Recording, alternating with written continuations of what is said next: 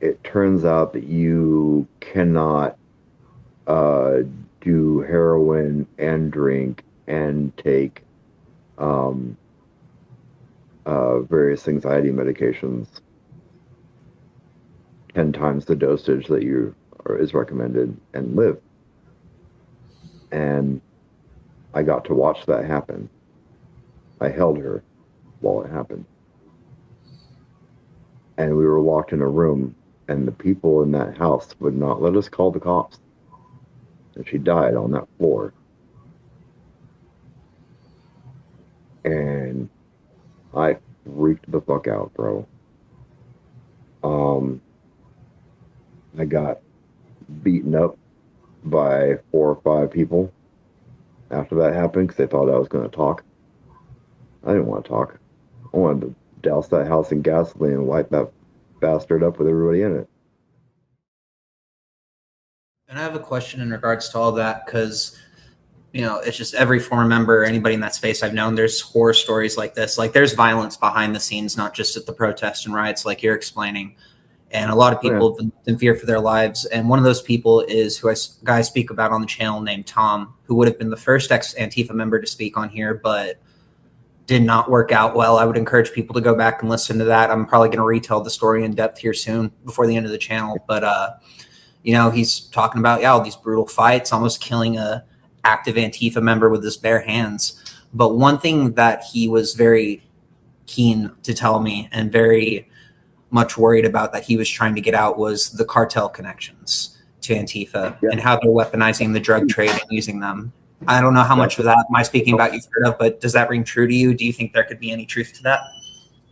oh yeah. Oh yeah. No, there is a lot of these Antifa groups who are older connected. I didn't see it so much um in my time with where I was at, but I know once you get down to like Southern California, when you start getting over into like Chicago, Atlanta, on the East Coast, there is a lot of crossover between these groups, these politically radical groups and gangs. Yeah. Um, I don't know necessarily about cartels in particular, but I do know there's a lot of gang overlap. I know that we had, gangbangers would come into some of these block houses, and somebody there owed somebody something for something, and um, so they're like, well, we're going to take it out of your ass, or we're going to take your property, or we're going to, you know, uh, it's somebody. There was a couple of instances um, in Seattle where um, there was an Antifa group um, on the south end um, that were heavily involved with a group. I don't think it was Hilltop, but it was some uh, Crip faction at the time. Um, and they had gone and done some deals and like ponied stuff up through Tacoma, I think it was. And something came up light or somebody got screwed over by something. And so they went to the blockhouse and took some property and took a couple of the gals with them. Never saw them again. One of the gals I actually knew, her name was Brandy. Um, yeah, no idea. Um, I mean, there's countless stories. Like even more recently, we had in 2017 or 18, there was that whole Surviving BAM by any means necessary, a California-based extremist group. Um, there was a whole Surviving BAM website where people were talking about that organization bringing people in. A lot of them were like homeless youth, things of that nature, and they would like get them to get money from their families. They would take away their cell phones. They would move them from blockhouse to blockhouse. in an attempt to limit their contact with friends and family they used to have. Well, this is your new family now, blah blah blah blah blah. Like very much cult behavior.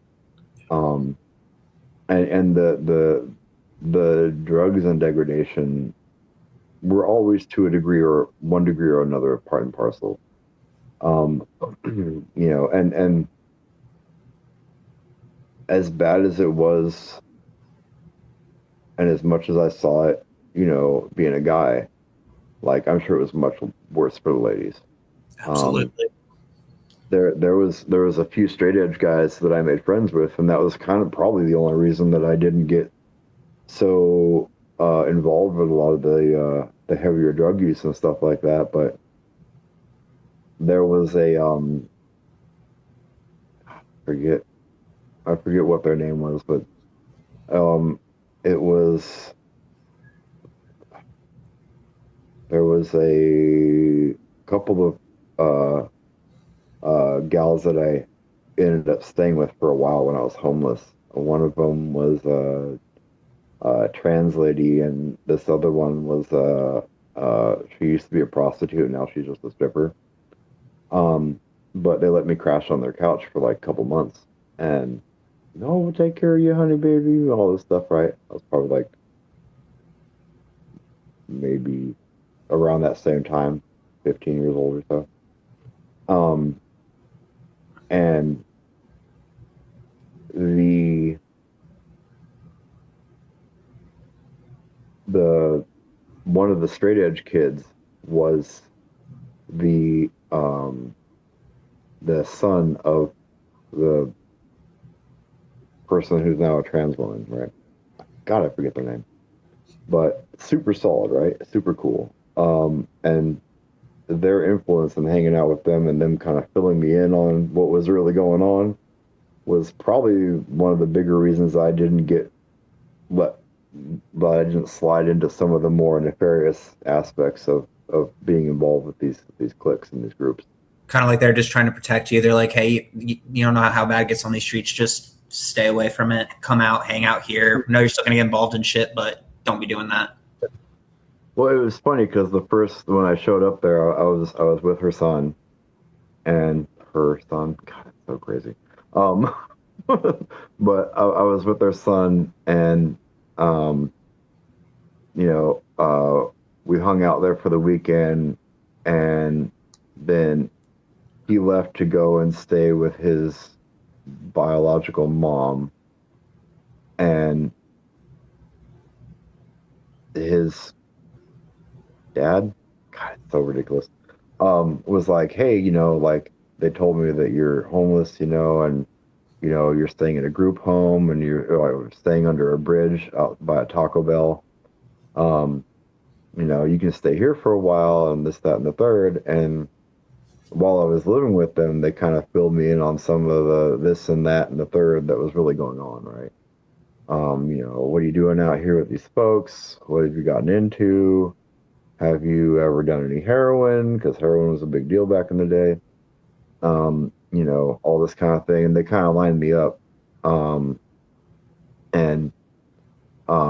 with them, and then the influence of their son and his group, um, tried to push me more into that like straight edge kind of a thing.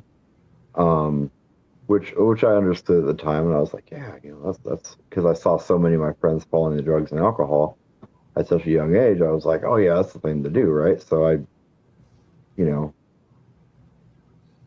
I I, I tried my hand at it, wasn't good at it, but it definitely put me on the path to like not be so susceptible to all that. And because I wasn't susceptible to those things, I never really firsthand encountered the heavier things like the drug use and the gang involvement. But I definitely saw my friends and peers get involved with that element for sure, much to my chagrin. And it's sad, and it's a side that I really want people to see is of Antifa. Is there's an underbelly that exists, and it's Oh yeah. dirty, and it's bloody, and it's scary, and the level of fear it puts these people into is just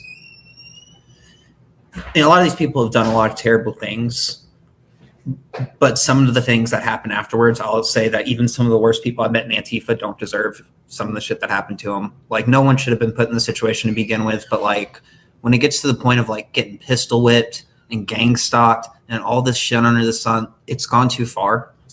Yeah. And I do kind of feel something in my heart for him because, it's like I said on the channel at the end of the day, when I started the channel, I had a lot of hate and resentment and fear and anger and a lot of negative emotions about Antifa. And it still flares up from time to time, depending on things that happen, like Charlie Kirk, for example.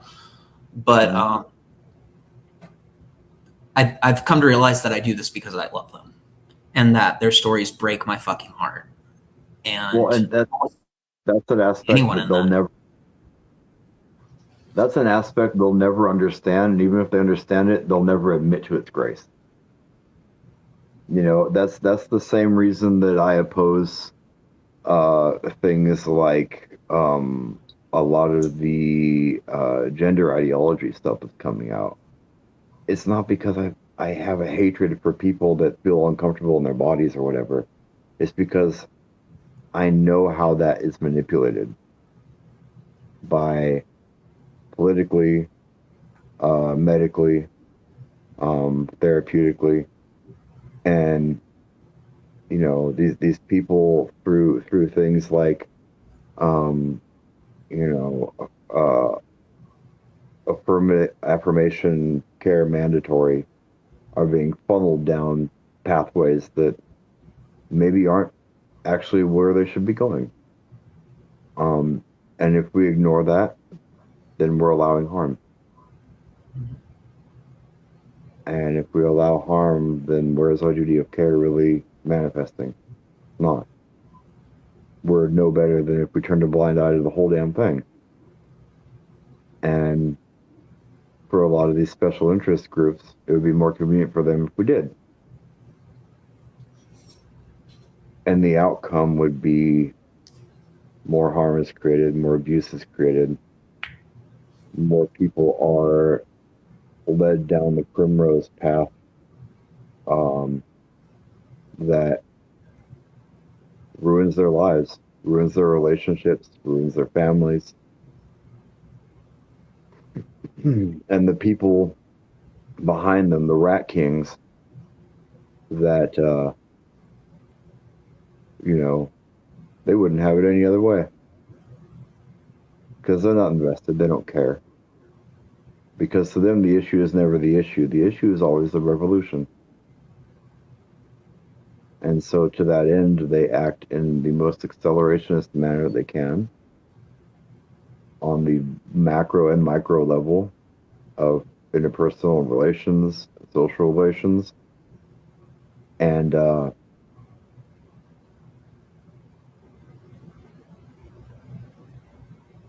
it breaks my heart to think about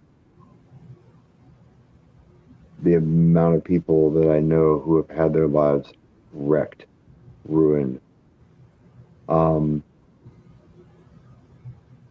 People who had mental health issues that got involved with these groups and organizations and convinced them to get off the medication and went on to commit suicide or self-medicate with drugs and alcohol.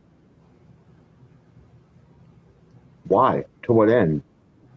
So you can secure people in an identity cult to march around the street against whatever nonsense? Like what the hell are you doing? Like, I don't know, man. It's crazy because when I was in Portland, that same summer, that I was talking about earlier, um, there was a gal there who had come down to visit family, and I knew her from north of Seattle. Is a town called Everett, and she'd come down to Seattle for shows all the time. And her and I had a pretty good relationship, and I was, I was romantically interested, but too much of a coward to actually like make it anything more than friends because she was above my grade at the time, But she had gotten involved with a guy through an active organization that had a problem with heroin, and she had taken on this problem with heroin, and she also had some mental health issues.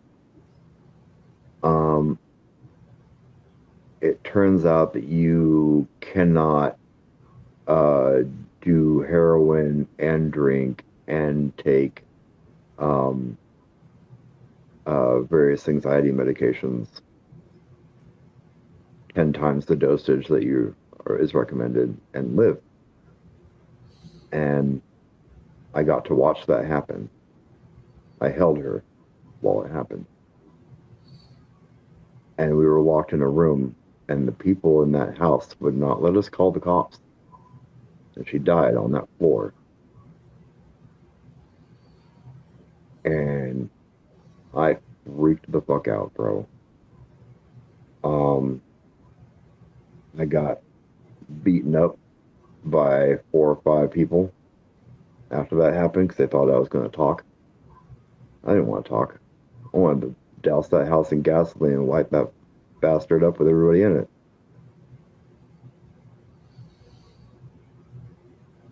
People are sick, bro. And there are countless stories that I can tell that go into things like that. But the problem is that stories like that don't move the needle. Not really. They help wake people up, I think, because I've heard too many stories like that, man. And after a while, it's how many can you hear before you want to do something, you know? Well, and the thing is, people like you and I who have a mind that is by default wants to understand, that will move the needle for us. But a lot of people, it won't. A lot of people will be like, oh, I'm sorry about your lived experience.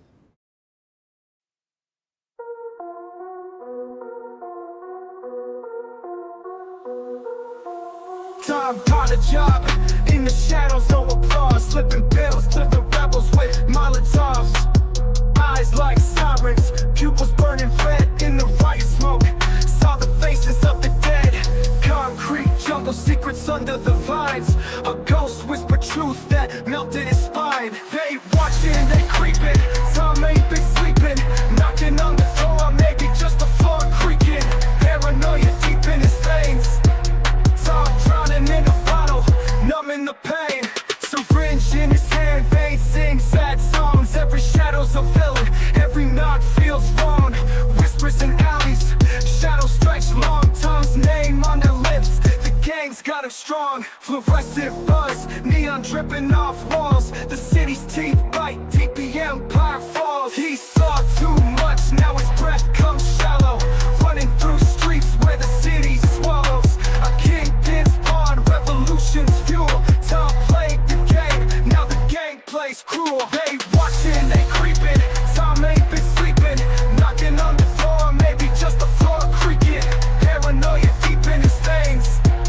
Tom drowning in a bottle, numbing the pain. Liquor in his throat, burns like the truth. Hiding from the gangsters, the lies, the youth. Rain hits the window, feels like Morse code. Tom waits for the end in his toxic abode. This guy had a friend up in Portland, but essentially he had hit on him. And this guy was hanging out with his friend and this guy's girlfriend outside a bar. And I guess this group had caught him walking on camera. They were standing outside the bar smoking, and a man rolled up. His friend looks over to his girlfriend, kisses her goodbye, point blank executed. Syringe in his hand, they sing sad songs. Every shadow's a villain, every knot feels wrong. Whispers in alleys, shadows stretch long. Tom's name on their lips, the gang's got him strong. Fluorescent buzz, neon dripping off walls. The city's teeth bite, deep the empire falls. He saw too much, now his breath comes shallow. Running through streets where the city swallows. A kingpin pawn, revolution fuel. Tom played the game, now the game plays cruel.